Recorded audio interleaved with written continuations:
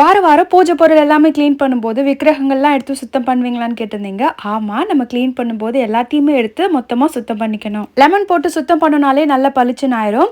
இதே அபிஷேகம் பண்ணும்போது நான் பால் அபிஷேகம் மட்டும் பண்ணேன் அப்படின்னா அப்போ திரும்ப சுத்தம் பண்ண மாட்டேன். தண்ணி விட்டோம் அப்படின்னாலே விக்கிரகம் சுத்தமாயிரும்.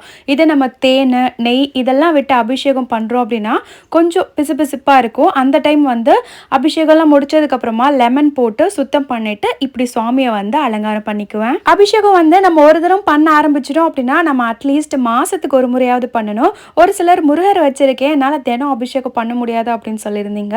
அட்லீஸ்ட் மாசம் வர கிருத்திகை நட்சத்திரம் அன்னைக்காவது சுவாமிக்கு நாம அபிஷேகம் பண்ணாலே கூட போதும். பட் ஒன்ஸ் ஸ்டார்ட் பண்ணிட்டா கண்டிப்பா நம்ம அபிஷேகம் பண்ணணும். இது வரைக்கும் நீங்க பண்ணதே இல்லை அப்படின்னா பிரச்சனை இல்லை, அப்படியே நம்ம வழிபட்டுக்கலாம். அப்புறம் சுவாமியுடைய கழுத்துக்கும் அவருடைய திருவுருவத்துக்கும் நான் சாத்திருக்கிறது ருத்ராட்ச மாலை. நம்ம சேனல்ல லாங் வீடியோ போட்டாச்சு, ஃப்ரீயா இருக்கும் போது பாருங்க.